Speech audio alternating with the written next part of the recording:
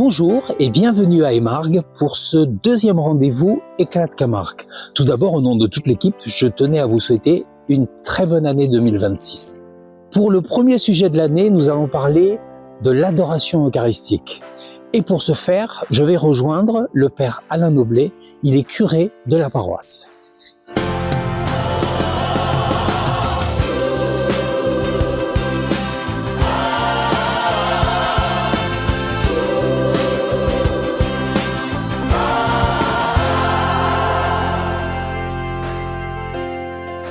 Bonjour Monsieur l'abbé. Bonjour Marc, bonjour. Je suis très heureux de vous retrouver pour ce deuxième rendez-vous Éclat de Camargue. Je crois qu'avant de commencer, vous souhaitiez dire quelques mots à tous. Oui, tout simplement, de vous souhaiter une heureuse et belle année civile 2026, que dans le cœur de chacun, surtout la paix vienne rayonner. Parce que cette paix, nous en avons besoin. Nous avons accueilli Jésus l'Emmanuel, Prince de paix, au soir de la Nativité. Nous l'avons fêté pendant les festivités de Noël. Les mages sont venus l'adorer à l'épiphanie du Seigneur. Vraiment que la paix soit vraiment donnée dans le cœur de chacun pour qu'elle puisse être étendue dans le monde, et Dieu sait que notre monde en a bien besoin. Voilà, mon cher Marc, les vœux sont formulés pour chacun, pour chacune. Aujourd'hui, vous le savez, nous parlons de l'adoration eucharistique et je vous invite à rejoindre Elias, qui est à l'intérieur de l'église avec deux invités. Très bien.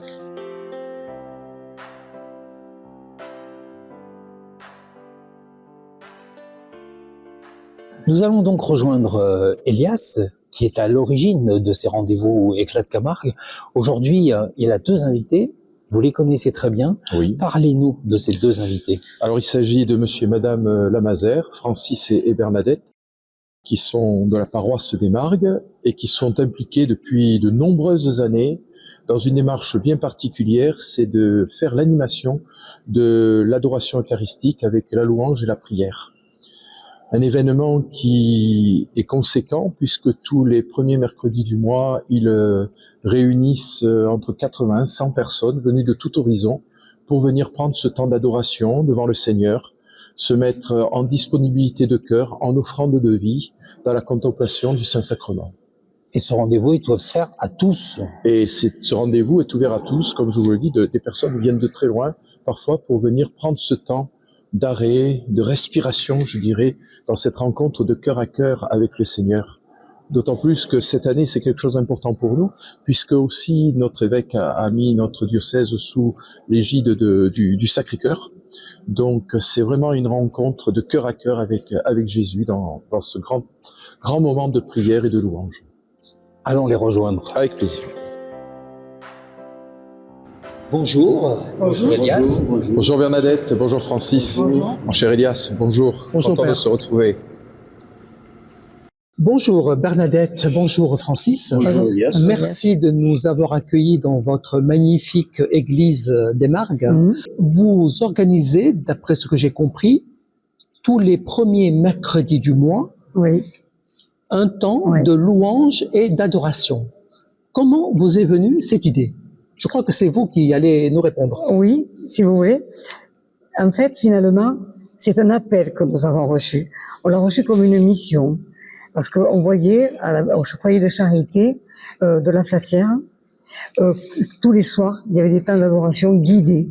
Et nous, on s'était émerveillés de redécouvrir l'adoration et ce temps de cœur à cœur avec Jésus. Et on s'est dit, mais pourquoi ne pas le faire chez nous? Donc, on a tout fait, mis en œuvre, on en a parlé à notre prêtre qui nous a donné l'autorisation de le faire. Et nous avons commencé petitement, dans la petite chapelle derrière nous, et nous étions une petite dizaine au départ. Mais c'est un appel, on peut dire que c'est un appel que nous avons reçu tous les deux. Et quand vous dites que vous étiez une petite dizaine au départ, aujourd'hui vous êtes combien? Eh bien, écoutez, au fur et à mesure du temps, depuis 15 ans maintenant, oui, voilà, ça fait 15 ans que nous faisons cela. Et en fait, petit à petit, ça s'est agrandi de fil en aiguille. Les gens se le disaient les uns aux autres, et on frôle à peu près la centaine de personnes tous les mercredis. Francis, chaque premier mercredi du mois, quand vous organisez ce temps de louange et d'adoration, vous mettez l'église dans une configuration particulière. Exact. nous avons voulu et nous avons souhaité modifier un petit peu l'aspect et l'idée qu'on se faisait de la messe. Donc on a voulu améliorer déjà le visuel par des projecteurs, par des effets de lumière, et puis on a amélioré également la musicalité de ce temps de prière, parce que avec les claviers d'aujourd'hui, la modernité, c'est un orchestre qui joue quoi finalement, et on peut faire monter notre louange avec une vraie dynamique de musique derrière. Et donc, vous avez un jeu de lumière. Qu'est-ce que vous faites exactement? Alors, il n'y a pas de jeu de lumière proprement parlé, ça n'est pas un concert, mais on a mis un petit peu des lumières de toutes les couleurs, en fonction de la liturgie aussi d'ailleurs, Oui. pour qu'elle soit un peu plus belle, un peu plus agréable, un peu plus accueillante. Surtout que ça se fait principalement le soir, donc il fallait quand même un élément visuel, nocturne plus que diurne, quand c'est la messe le matin du dimanche. Lorsque vous préparez ce moment de temps et de louange, j'imagine qu'il y a des choses que vous faites en amont, peut-être à votre domicile d'ailleurs. Qu'est-ce que vous organisez? Qu'est-ce que vous préparez avant? C'est une bonne question parce qu'effectivement, le temps de l'adoration tel que nous le vivons le mercredi, il est préparé pendant tout le mois qui précède cette adoration. Chez nous, on a installé notre piano. Moi, je prépare les programmes musicaux en fonction des chants que nous faisons. On répète les textes que dit Bernadette. Effectivement, il y a une préparation assez importante à la maison. Et sur ce sujet-là, d'ailleurs, au niveau de la musique, au tout début, il y a 15 ans, on chantait beaucoup des chants de la communauté de l'Emmanuel, par exemple, alors qu'aujourd'hui, parce que nous avons beaucoup vécu de temps à Sainte-Blandine, à Lyon, avec le groupe Glorious, que maintenant, pratiquement tous les chants sont du groupe Glorious. On est passé on est venu vers la modernité un petit peu, de la pop louange, d'une certaine manière. Père, je me tourne vers vous pour vous demander, est-ce que vous pouvez nous donner une explication de ce qu'est l'adoration eucharistique? Alors, le temps de l'adoration eucharistique, c'est le temps de se mettre en présence dans une rencontre cœur à cœur avec la présence réelle de Jésus dans l'Eucharistie. C'est-à-dire le sacrifice qui s'est opéré lors de la messe où le Christ se donne à nous, se livre à nous, et par le mystère de la transsubstantiation où ce pain devient le corps livré du Christ et sa présence réelle dans ce pain qui est présenté en adoration. Le Christ est là, réellement présent. On vient le contempler, on vient se mettre avec lui dans une respiration, l'un vis-à-vis de l'autre, avec l'offrande de sa vie, dans ses joies, dans ses peines, dans ses croix parfois lourdes à porter. On est là tout simplement en se mettant disponible et en se mettant dans la confiance de la toute-puissance de Dieu qui est agissante quotidiennement dans notre vie.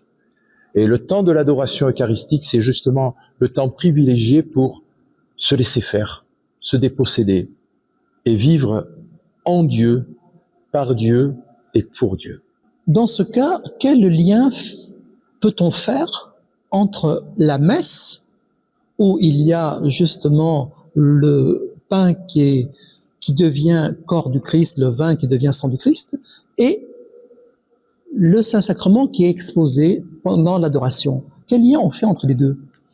Bien, l'un ne va pas sans l'autre, puisque c'est la présence réelle qui est là, agissante dans la vie de l'Église et dans la vie du monde, quand le Christ se donne à nous, et que quand nous recevons la Sainte Communion, c'est la vie du Christ qui vient nous visiter au plus profond de nous, pour nous rendre missionnaires et témoins de la bonne nouvelle du salut et de ce grand mystère de la résurrection dont notre monde a tant besoin aujourd'hui.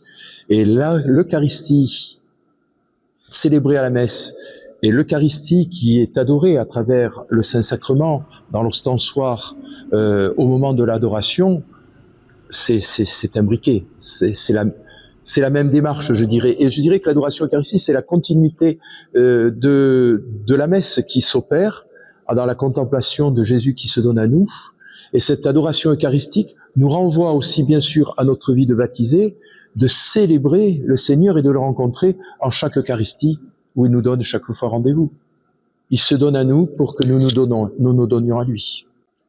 Parfois, les personnes qui viennent pendant ce temps de louange et d'adoration ne savent pas forcément ce qu'il faut faire, ou plutôt, est-ce qu'il y a des prières spécifiques? Est-ce qu'il faut qu'ils apprennent des prières, ou est-ce qu'il faut connaître des prières pour pouvoir adorer? Alors, ce temps de louange et d'adoration est un temps de louange et d'adoration guidé. C'est simplement un cœur à cœur avec Jésus. Il suffit simplement d'écouter les paroles que nous disons et les musiques que je joue. On n'est pas obligé de savoir prier. Il y a beaucoup de gens d'ailleurs, dans notre centaine de personnes en moyenne, il y a bien 20% de personnes qui vont jamais à l'église, jamais à la messe, et qui se laissent porter par ce moment, un petit peu, de prière. Et je pense qu'au contraire, le fait de ne pas savoir prier apporte quelque chose à ce moment-là, qui est un moment assez unique pour certaines personnes. Et pour d'autres, c'est plus commun et courant de prier durant la louange et l'adoration. Mais on n'est pas obligé de savoir prier. D'ailleurs, est-ce qu'il y a une règle et est-ce qu'il y a quelque chose d'obligatoire dans la prière à faire, etc. Je ne suis pas convaincu. S'ils viennent, c'est qu'ils viennent chercher quelque chose peut-être de plus ou qu'ils n'ont pas. Et donc, effectivement, ça leur apporte peut-être un supplément que nous, qui vivons la messe régulièrement, l'église, etc. Je pense que c'est un peu plus fort dans ce sens-là. C'est qu'ils ne sont pas d'église, mais ils deviennent église, finalement, dans ce moment un petit peu particulier. Comment vit-on concrètement un temps d'adoration? C'est-à-dire, lorsque je viens pour adorer le Saint-Sacrement, est-ce que je dois avoir une attitude particulière? Est-ce que je dois faire quelque chose de particulier? Non, pas du tout. Il suffit simplement de passer la porte de l'église et de venir se trouver au milieu de nous. Et ils vont trouver la personne qui ne sait pas trop, qui n'est pas venue, ou même celles qui viennent, elle se laisse porter, parce que la communauté se porte toute seule ensemble. Parce que tous les temps de prière sont guidés. Donc à des moments, on demande à se lever, et des moments, on demande à prier et à laisser parler notre cœur dans le silence. Se laisser porter par la prière. Il n'y a rien à faire. Il suffit simplement de venir dans l'église, de voir que Jésus qui est ici sur l'autel et qui est là devant nous exposé, laisser de cette lumière venir en nous et l'ouvrir notre cœur. Il n'y a que ça à faire. Et puis alors après, moi quand je rencontre quelqu'un qui n'est jamais venu, je lui dis, vous savez, on faisant des temps de prière, mon Dieu, même si vous savez pas prier, venez nous rejoindre. Mais qu'est-ce que vous faites? Venez, vous verrez. Et ils viennent toujours après, ils reviennent après. Parce qu'ils trouvent quelque chose qu'ils ne trouvent pas ailleurs. Parce que c'est assez particulier quand même, ces temps de prière où on se laisse porter par le Seigneur. Et pendant 1 heure quand même, ça dure 1 heure. Et c'est quand même un temps fort. Voilà, alors il faut venir. Je dis, venez et voyez. Viens toi-même comme tu es. Le Seigneur te connaît, il t'aime. Il sait ce que tu vis dans ton cœur. Tu vis des difficultés, tu vis des bonheurs, viens de lui partager. Ne le dis pas chez toi, viens avec nous. Il est exposé, il est là, il t'attend. Tu viens et tu te laisses faire, tu te laisses porter. Tu n'as rien d'autre à faire que ça. Et puis tu verras, le Seigneur viendra dans ton cœur. Il viendra toucher ton cœur. À un moment donné, peut-être pas ce soir-là, mais une autre fois. Et tu vas voir comme il est bon, et comme il est bon de recevoir sa paix. Et je lui dis, venez, viens et vois. Et puis on en reparlera après. Père, lorsque nous adorons le Saint-Sacrement, il est exposé dans un ostensoir. Mais pourquoi on ne pourrait pas simplement l'adorer derrière Au tabernacle. un tabernacle? Dans sa présence réelle dans chaque église. Eh bien, c'est pour le mettre au cœur même de son église, je dirais. De le contempler et d'être dans ce regard de face à face avec le bon Dieu, car Dieu est bon, il nous aime. Et cet amour incommensurable qu'il a pour nous, eh bien, on le prend dans ce temps d'arrêt, on se rend disponible à lui et on l'adore, on se tait, on fait la paix intérieure, on se laisse visiter, je dirais. L'adoration eucharistique, c'est une visitation que l'on a avec le Seigneur, en quelque sorte. Voilà tout simplement pourquoi nous nous mettons à genoux à adorer le Saint-Sacrement. Père, vous êtes le curé de la paroisse. Vous organisez, vous présidez les temps de louange et d'adoration ici à Aimargues. Parfois, c'est l'un de vos confrères. Mais vous, en tant que prêtre, qu'est-ce que cela vous apporte? Bien, je dirais que c'est une de mes pauses ministérielles dans la prière. Et une pause ministérielle dans la prière, indépendamment de la liturgie des heures, indépendamment du bréviaire, qui est une prière plus personnelle, mais qui est aussi bien sûr la prière de l'Église, c'est de vivre cette respiration avec l'Église, avec ces gens qui arrivent, tous rassemblés d'horizons différents, qui ne se connaissent pas forcément, et qui viennent se mettre là, dans le silence, dans la louange, dans l'écoute de la parole de Dieu, en disponibilité de vie et de cœur. Et cette respiration m'amène, ma respiration aussi, je dirais ministérielle. C'est vraiment de ressentir l'Église dans sa présence, en relation avec le Seigneur.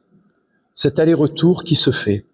Et j'avoue que c'est une grâce, moi, qui m'est donnée. Je remercie Bernadette et Francis d'avoir été missionnaires dans cette démarche de l'adoration eucharistique dans la paroisse des Margues, parce que c'est vraiment, et notre monde a besoin de cela, a besoin d'être dans une respiration d'amour, de confiance, d'espérance et de paix. Et les gens qui viennent à l'adoration viennent recevoir, je dirais, cette paix intérieure, même s'ils n'en ont pas conscience, mais en tout cas, c'est ce qui s'opère dans chaque adoration eucharistique, et c'est ce qui s'opère pour moi dans mon ministère. Vous nous avez parlé de ce que l'adoration du Saint-Sacrement apporte aux personnes qui viennent y assister. Mais à vous, Bernadette et Francis, en tant que couple, qu'est-ce que ça vous apporte? Mais ça nous apporte beaucoup parce que déjà, comme l'a dit Francis, nous le préparons à l'avance et nous savons à peu près ce que ça va apporter le jour même de cette adoration. Et on se dit quelle chance nous avons de pouvoir vivre tous les deux. Finalement, c'est la mission que le Seigneur nous a donnée pour faire ça tous les deux ensemble. Et on se sent finalement un couple missionnaire qui fait monter l'âme des gens vers le Seigneur, vers lui. Donc, n'importe quel laïc, quelque part, est missionnaire. Ah oui, et d'ailleurs, je pense que les gens qui nous voyant faire peuvent se sentir, de se dire, mon Dieu, mais puisqu'ils font ça, moi je peux peut-être aussi être missionnaire quelque part. Et d'ailleurs, on le dit souvent dans les mots, vous le verrez ce soir, on le dit souvent dans les mots, dans ce que nous disons que nous partons vers les autres, et nous sommes missionnaires vers ceux-là, vers qui Dieu nous envoie. Nous venons chercher de nous remplir de lui, et après nous le portons vers les autres. Et c'est là que chacun est missionnaire à sa part entière.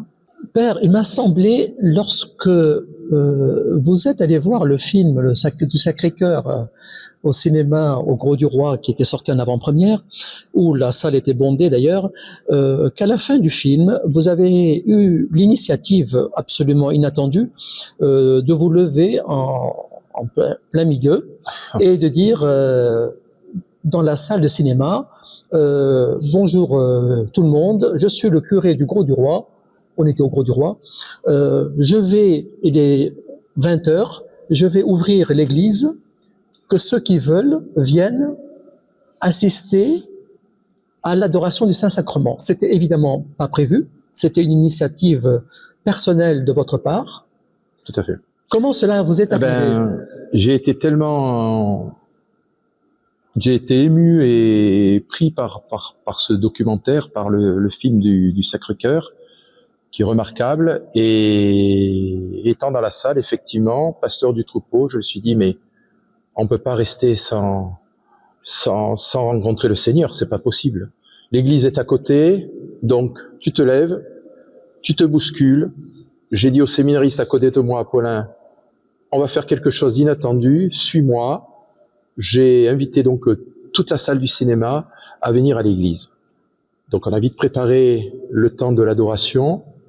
Nous nous sommes mis à genoux devant le Seigneur, dans l'attente de la venue du peuple de Dieu. Les minutes se sont égrenées, ne sachant pas qui était présent dans l'église. Et à un moment donné, j'ai dit, le test que tu vas faire pour savoir qui est là, la récitation du Pater Noster, le Notre Père. Parce que si je comprends, vous étiez tourné vers le Saint-Sacrement. Nous étions déjà en adoration. Et je ne voyais pas l'assemblée derrière moi. Et au moment du Notre Père, l'église, la prière a jailli dans l'église, et les 3/4 de la salle du cinéma étaient présentes, et chacun à son tour est venu recevoir la bénédiction du Seigneur. Une grâce supplémentaire donnée, Elias. D'ailleurs, je tenais à remercier Brian, qui est responsable du cinéma Le Vogue au Gros du Roi, pour son accueil, et plus particulièrement pour sa disponibilité pour pouvoir avoir en programmation des films à dimension spirituelle, tout au long de l'année. Un grand merci Brian pour cela. Père, ici à Aimargues, il y a tous les premiers mercredis du mois à 18h ce temps de louange et d'adoration. Est-ce que sur l'ensemble des paroisses de la Petite Camargue et de la Camargue ardoise, il y a d'autres endroits où nous avons des temps d'adoration? Oui, effectivement, il y a d'autres temps d'adoration, mais qui s'opèrent tout au long de la semaine. Il y a le temps d'adoration sur la paroisse de Notre-Dame d'Accueil à Vergès, où les jeudis, le 2e, 3e et 4e jeudi du mois, avant la célébration eucharistique, il y a une demi-heure d'adoration qui se fait dans l'église à 17h30. Le jeudi matin, à la paroisse du Gros-du-Roi, avant la messe de 9h, à 8h30, le Saint-Sacrement est aussi exposé pour pouvoir mettre aux paroissiens ou aux vacanciers, aux gens de passage, de pouvoir avoir un temps de présence, de don de soi au Seigneur avant de le recevoir en l'Eucharistie. Bien sûr, tous ces horaires sont sur le site internet de la paroisse. Je vous invite à venir sur le site, mon cher Elias, que vous connaissez bien, puisque vous en êtes l'animateur principal, de venir sur le site paroissial paroissecamargue.fr et bien sûr de regarder l'agenda des FATA, tout simplement. Merci mon père. Merci encore pour ce deuxième épisode d'Éclat de Camargue. Merci Bernadette d'avoir pris le temps de la rencontre. Merci Francis. Et à très bientôt. Merci. Alléluia. Alléluia.